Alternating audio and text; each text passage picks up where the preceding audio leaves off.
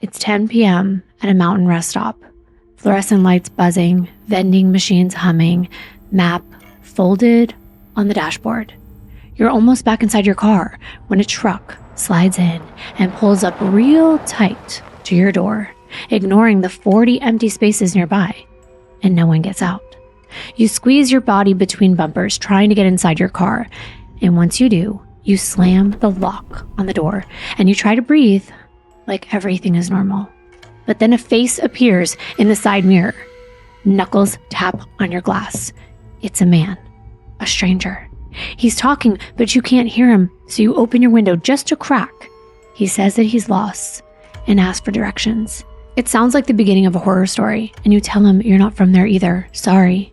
Before you can close the window and pull away, his fingers slide into the crack, skin squeezing on glass, and he pulls again and again, and the door shakes. You fumble with your keys as he leans in close and says something so terrifying, your blood runs cold.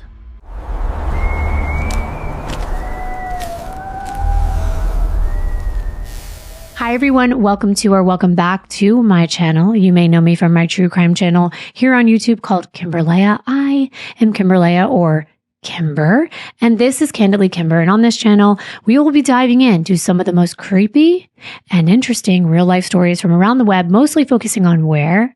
Our favorite place, Reddit. And right now I'm focusing on some of the biggest fears that we might have when we're traveling because the holiday season is upon us. Yes, we might be staying in hotels, Airbnbs. That was my last video.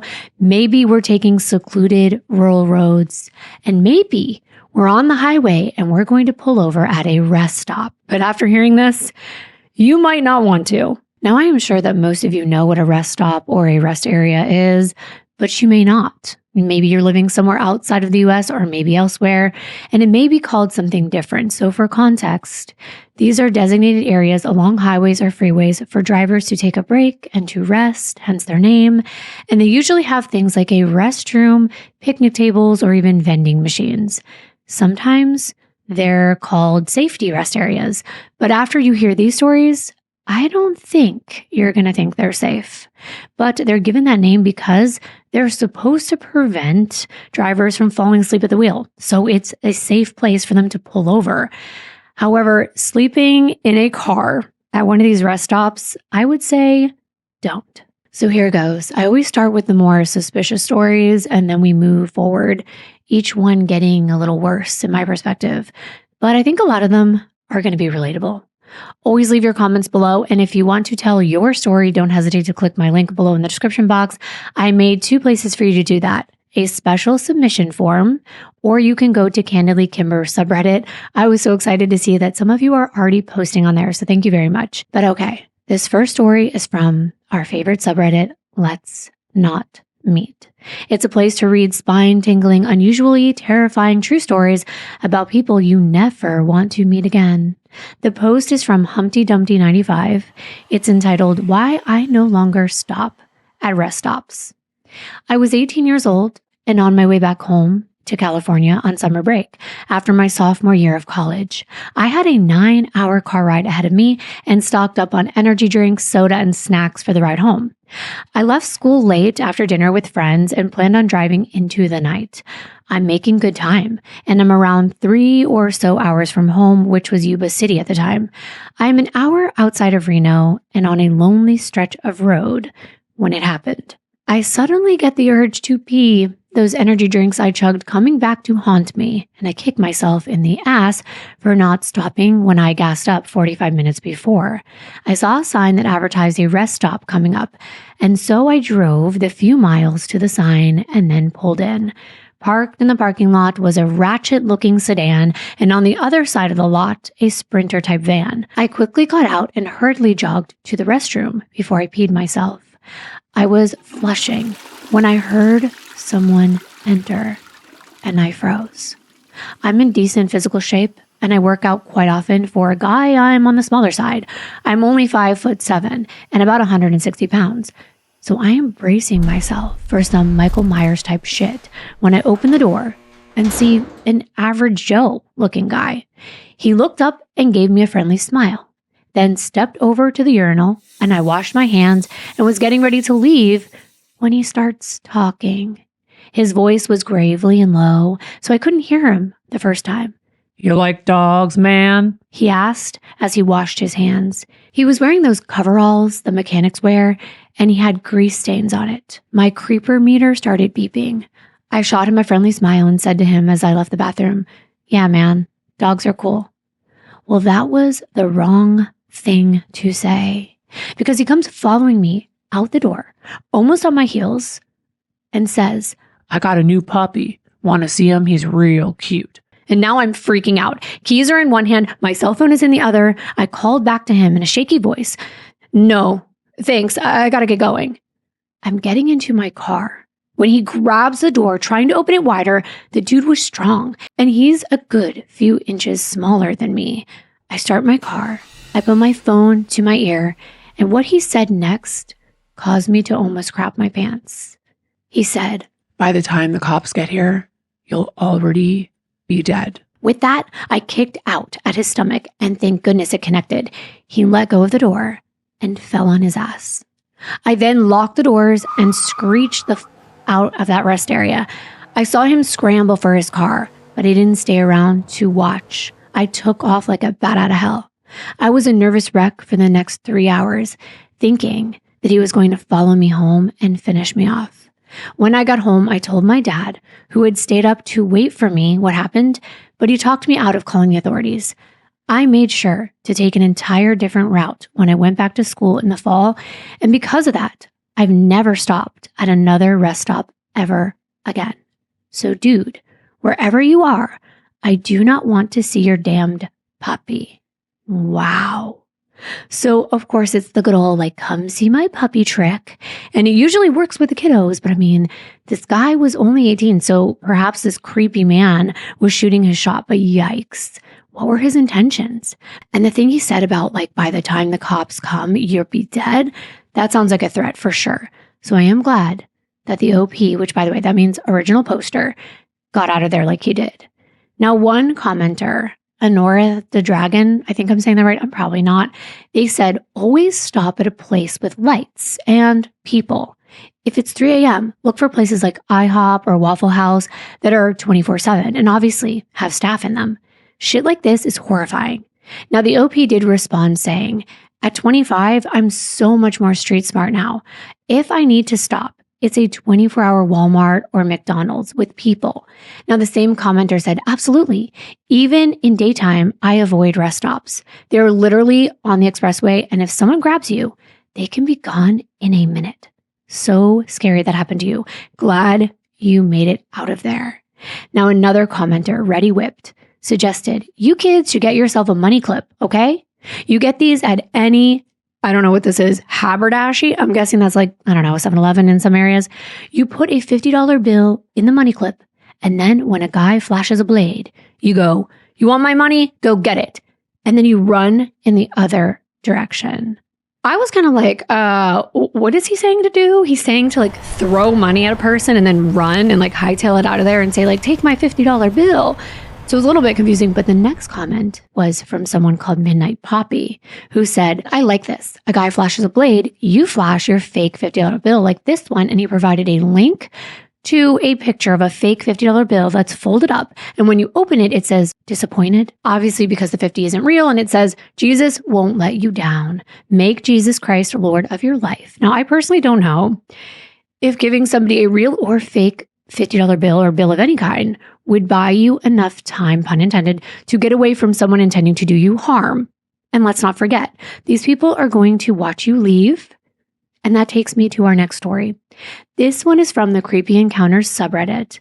It's a sub for creepy human-to-human encounters where you weren't actually in any immediate life-threatening danger, but that sufficiently creeped you out enough to share.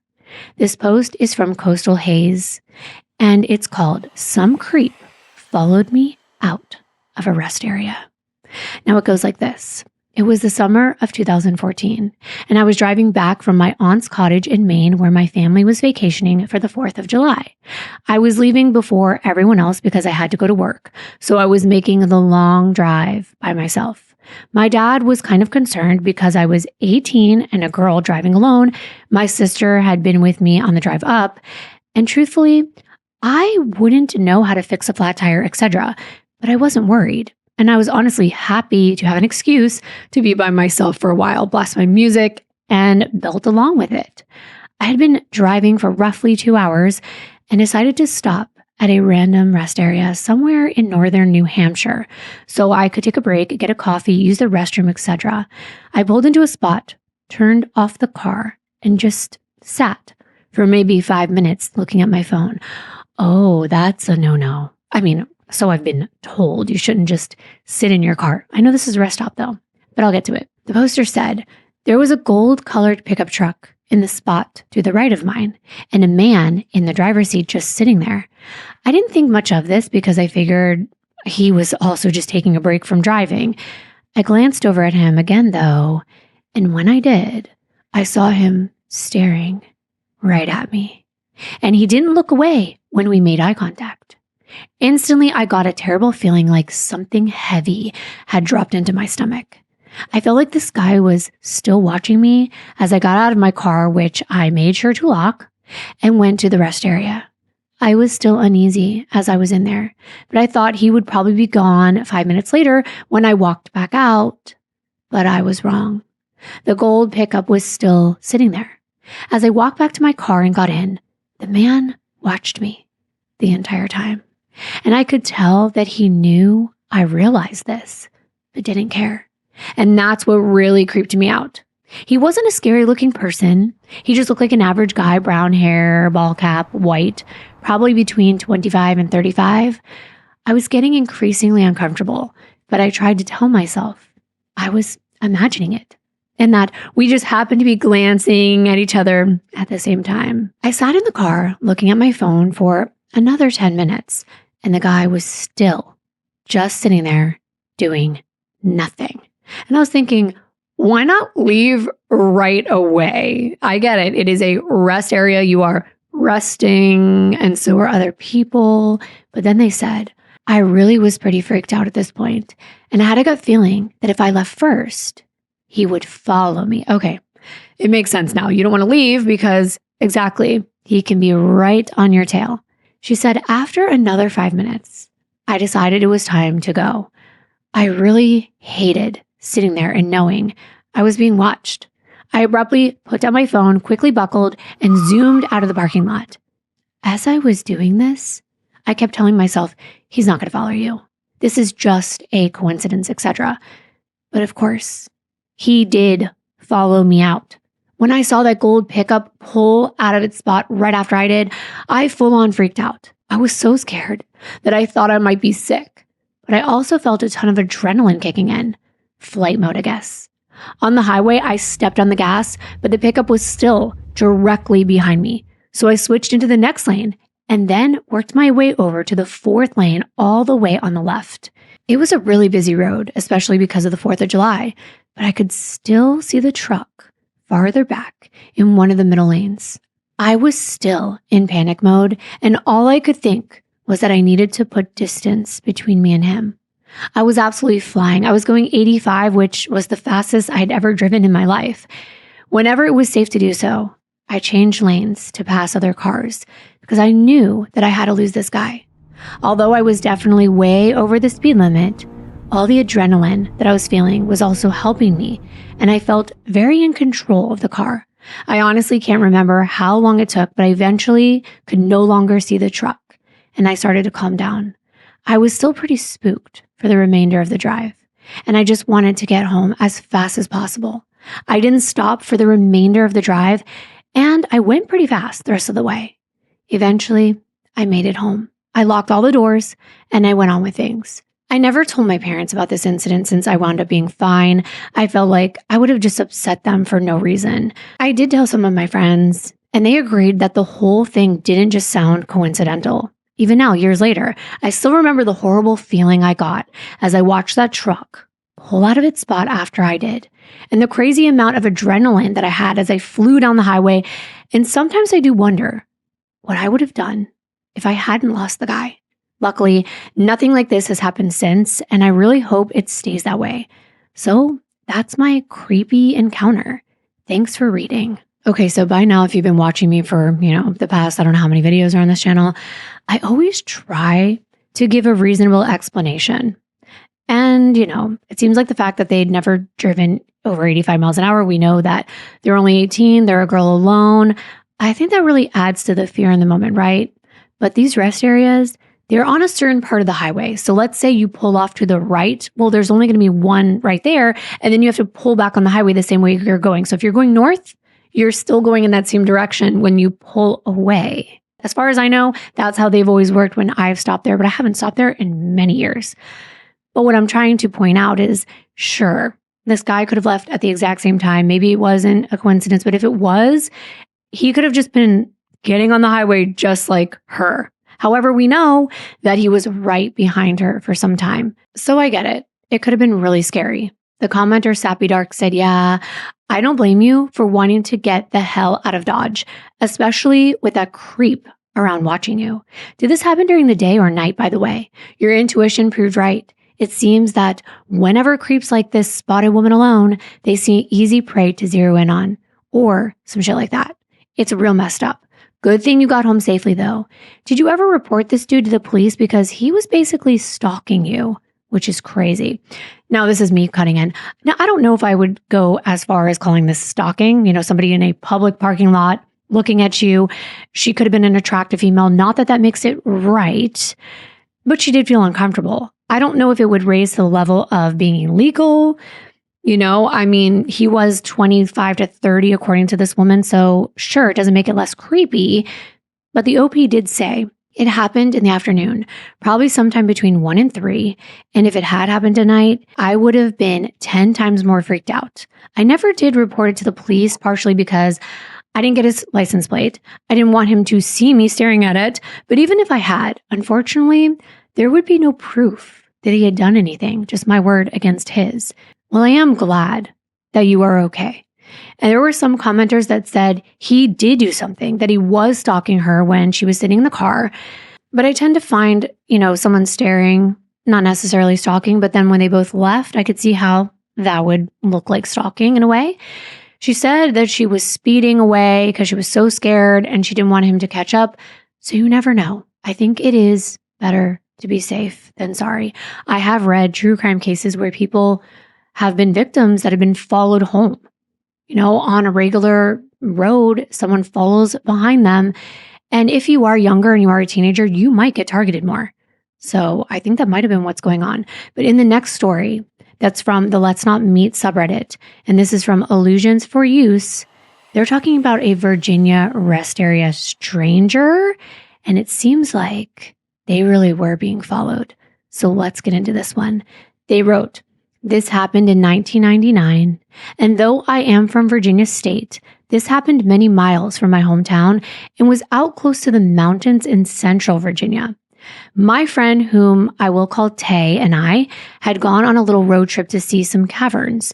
At 19, it was the first time either of our parents had let us drive so far from home by ourselves. It was also still a little earlier than Google Maps or Siri or Alexa, so we were relying on old school maps. There had been a few rest areas marked on the map that we already missed, and Tay really had to pee. Finally, we spotted the welcome sight of a rest area 2 miles ahead sign. As we pull in, it was around 10 p.m., and there were a few cars in the parking lot. We hopped out of the van and headed to take care of business and get some sodas and snacks from the vending machines, as we still had another 25 minutes of riding before the town we were going to get a hotel room for the night in. As we were being indecisive at the vending machines, we soon noticed the cars and people we'd seen around had all left. There were a few tractor trailers humming off to the side from what we remember, but we're far enough off the side of the back of the parking lot that they'd never heard us scream if we had to. Then we see an older navy blue Chevy come sliding in through the entrance. At first, it's a semi-relief, but as Tay is waiting for her soda to drop, I'm watching the truck. It parks right up next to our van, ignoring the 45 other parking spots. I still downplay that to someone thinking safety in numbers or something, even though back then, women tried not to park next to vans in dark parking lots. But this truck had pulled up on the passenger side of our van, and as we're walking towards the van, they still haven't gotten out. Tay says something along the lines of, what are they up to?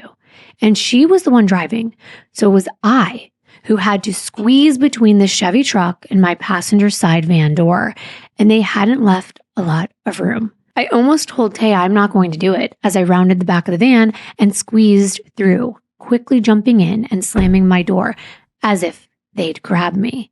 Just as we lock our doors and I turn to put on my seatbelt, there's a man who has hopped out of the Chevy and is standing in a little space, knocking on my rolled up window. I let out a squeal and literally locked the door in his face. He reminded me of that comedian Gallagher who used to smash watermelons, only he was wearing a dirty baseball cap. He says something along the lines of, sorry to scare you, and starts rambling on. Tay cracks my window a bit so we can hear him. He says, I'm lost. We're not from here, I say, so we couldn't be much help. Do you know if we've already passed Pittsburgh? He asked, ignoring my original cop-out answer. Tay and I kind of glance at each other because Petersburg is at least 80 or more miles in another direction. So I say, I don't know, sir. Again, we're not from here. Good luck, though. There is a large map inside that may help. Again, ignoring me, he suddenly reaches up and slides his fingers in the crack of my window and then starts yanking as if he's trying to break the glass. In fact, I don't know how it didn't give. Okay, I have to cut in to say this one is scary and it is a cause for concern when someone is close enough to touch you and does by reaching through a crack in your window. No. The original poster went on to say, as Tay starts wrestling with getting her keys from her lap into the ignition, we're both panicking and yelling, stop, when suddenly he does, just as Tay is turning over the ignition. And he says in a very low, growly voice, I've drank blood fresher than yours anyway. And he gives one more good yank as Tay is backing out of the parking space with his fingers still in the window as I'm simultaneously trying to roll up my window. He did not follow us out as we fled back towards the interstate, and we didn't inform the police or our parents because we didn't want to hear any stranger danger, and I told you so. But creepy vampire Gallagher, let's not meet. Wow. I don't know. I think some people are just very rude and angry, and he could have just been upset that y'all didn't want to help him. He was possibly genuinely lost, but that's still no reason to physically come into contact with someone's vehicle. And also the fact that he made that really weird comment at the end. What was that supposed to mean? I've drank blood fresher than yours anyway? Well, for some reason, it made me think of the saying, I eat pieces of shit like you for breakfast, because it's funny. You're always like, okay, weird. You eat pieces of shit, you drink blood, kind of the same thing, right?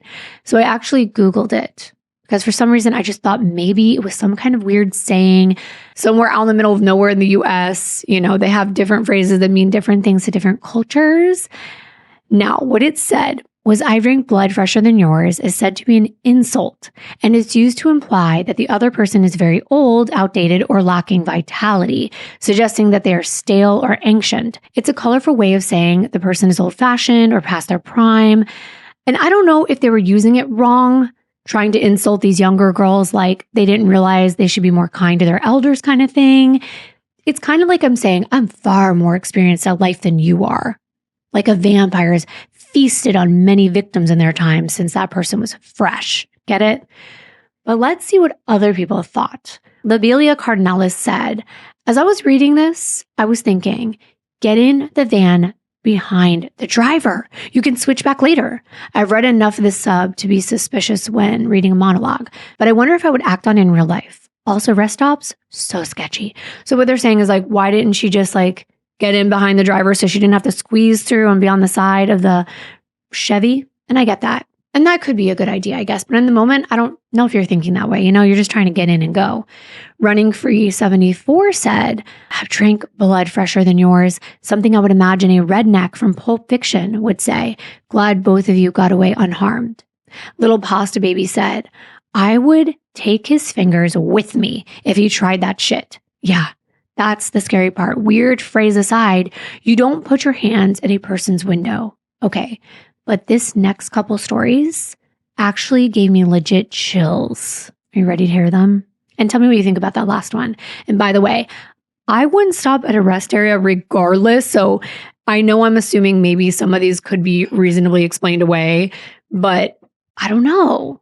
I just think that it's creepy and you're going to meet like transient individuals that are from all over the place, right? Some people that might even be like living there or even kind of targeting people that come to these rest areas thinking, okay, they're on vacation, they're traveling through, maybe I can like pickpocket them or worse. This one is also from the Let's Not Meet subreddit, and I'm going to butcher the poster's name, so I'm not going to even say it, but I'll put it up on the screen like I always do. And it's entitled Close Encounter with a Serial Killer on a Highway Rest Stop. And I'm already freaked out. They wrote, this encounter happened in the summer of 2006 when I was 20 years old. I didn't get my driver's license until January of that year, and driving opened up so many doors for me. I took a lot of solo trips to my friends' houses in New England and mid-Atlantic states. I also look young for my age, and I was often mistaken for a high school student in my early 20s. I was driving alone on I-78 on a random July day on my way to visit my friend in southern Pennsylvania for a long weekend. Her parents were away and we had the house to ourselves and we're planning on drinking and hot tubbing and watching Planet Earth drunk. It had just come out. Maybe run around some cornfields at night. I was so excited. That all sounds scary to me, Kimber, personally, but I digress. She said, I had a great drive listening to some music, and it was a beautiful day for driving. Right after I crossed the border from New Jersey into Pennsylvania, I stopped at one of the first rest stops to get gas and snacks for the last part of my drive. I've tried to figure out which rest stop this was, and I can't ID it, but it was a gas station with a large mini mart. And opposite of the gas station was the on-ramp back to I-78 West, and parallel to the on-ramp was a dirt road which comes into play later. I was heading into the store when a man in his late 30s, early 40s approached me. He was a stocky guy, decently tall. I'm 5'1", had on a plain black tee and jeans with dark brown hair and a mustache and goatee. He had come out of a black pickup truck, parked a few spaces away from my car.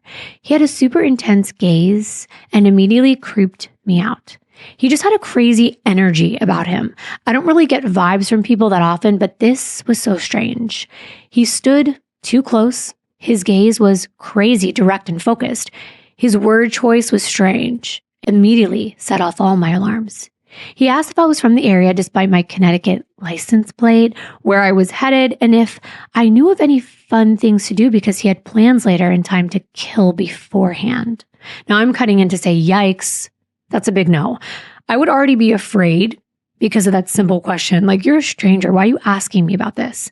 Now, the poster goes on to say, he invited me to go play mini golf or watch a movie with him. I didn't answer any of his questions, declined his invitation to hang out, and told him I didn't know the area and walked away towards the store. I was blown away that he asked me to go somewhere with him. It was so random and uncomfortable. As I was walking away, he actually screamed out, "You're gorgeous!" And the volume and tone made my hair stand on end. It was super aggressive and inappropriate, and he startled a family walking out of the store. It was so loud. I didn't turn around, but I went inside. Ew. I mean, that's just weird. I would probably have called the police right then to escort me out of the store. She said he came into the store shortly after and was staring at me. So I went to use the bathroom and stayed in there for at least 10 minutes texting my friend about this creep. When I came out, he wasn't in the store anymore. So I took my time buying drinks and snacks, Sour Bright crawlers and trail mix being my obligatory road trip food. And I have to say, yum to both of those. So good choices. And also smart of you to stay in the store longer and text your friend, letting them know what was happening.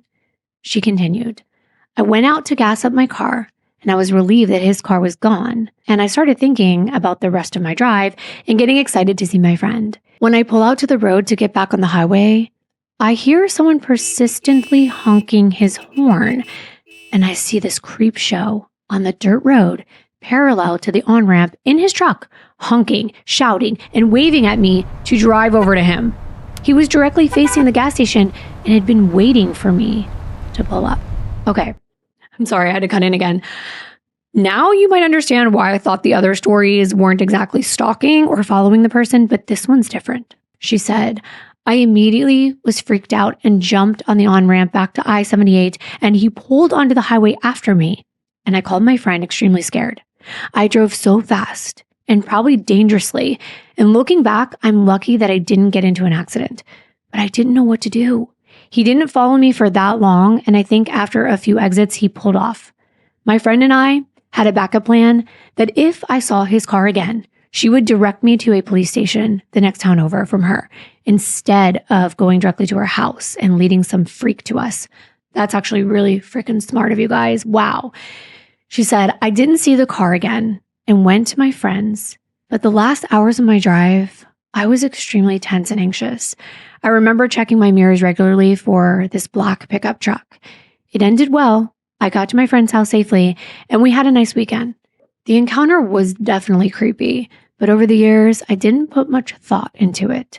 A few years ago, 2014, I was talking with another friend who was big into serial killers and mentioned my encounter, jokingly suggesting that this was a serial killer that I had met, and told her my experience. She was fascinated and went to Google active serial killers in the Pennsylvania area at the time. The first hit was for Adam Leroy Lane, and he looked almost exactly like the man I'd met back in 2006. Obviously, it could be my mind filling in the blanks, but the basic characteristics, 40s, tall, a bit stocky, brown hair, and a mustache and goatee, and the time and area all match.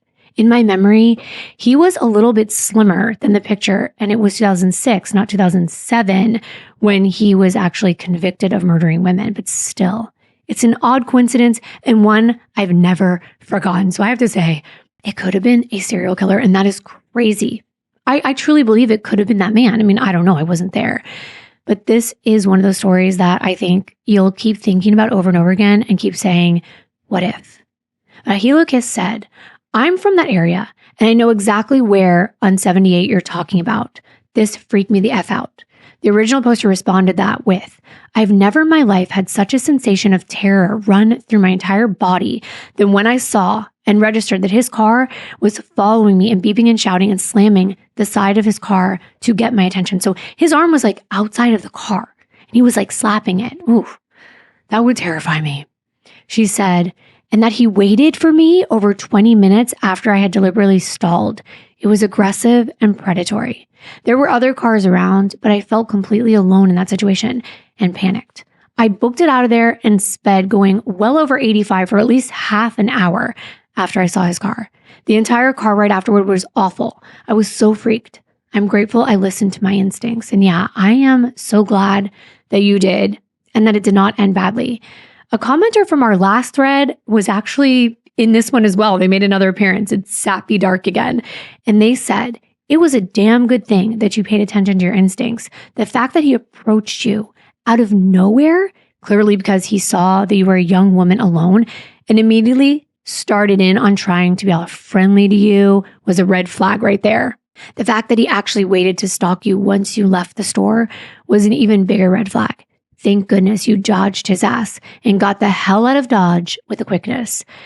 This commenter really liked the hell out of Dodge saying, and I had always wondered where things like this came from. I always thought it meant out of Dodge, like you had to dodge or hide from someone, but that's not it. I looked and it's actually a reference to Dodge City, Kansas, the setting of cowboy and Western films in the early 1900s. It was a wild place to be. It was chaotic and dangerous. So the saying began because it would get pretty intense out there. So people would say, let's get out of Dodge, as in the actual place. So in case you wondered, that is how the saying started. Like, let's get out of somewhere with quickness is how it's used now.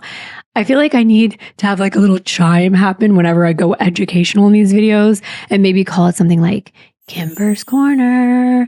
But there is another story that came to mind right after this one. And this one really gave me the chills. It's from Let's Not Meet Again.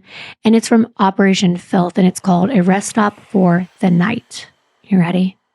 They wrote, I've been addicted to reading these stories and needed to create an account to submit this story. About 3 weeks ago, my mom told my brother and I this story, and it straight up gave me a yucky feeling. Sally is a lifelong family friend. Sally would frequently visit her friends and family in Oklahoma. We live in a small town in southern Ontario, Canada. Sally would drive. Sally would drive straight 20 hours, at least overnight, to get from our town to another small town. She did this simply to save money and obviously wanted to arrive as soon as she could. Now that you have my prelude, here is the story. About 30 years ago, she decided to head south on a visit. No big deal. She's done this a few times. So she packs up, she heads out. At some point after driving about 14 to 15 hours, she started getting pretty tired. Being as it was probably the 80s, it was a little safer. Really? I'm sitting here thinking, not really.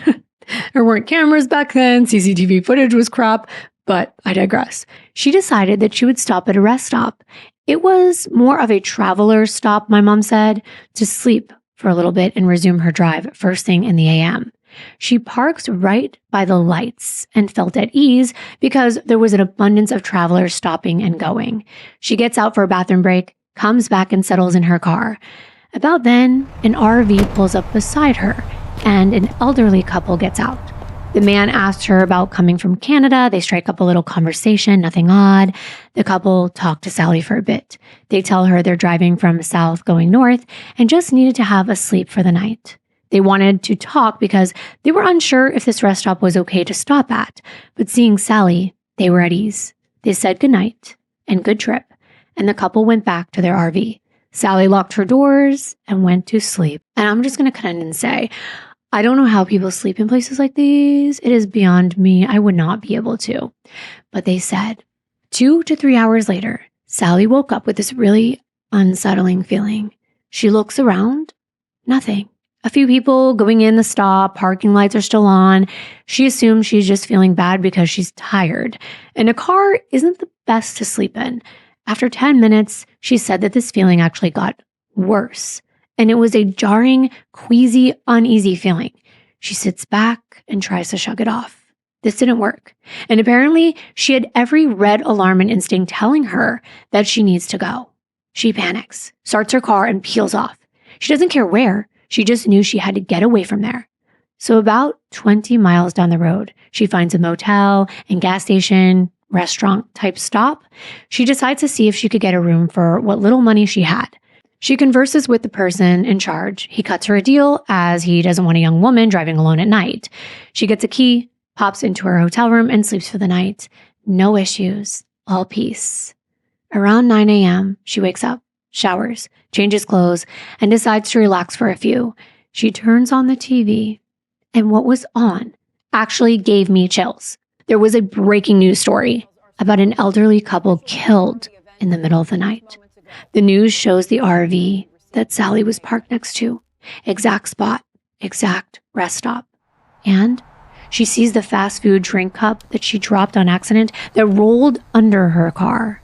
Sometime during the night, a man broke into their RV and killed them, then left. Presumably right before Sally had left.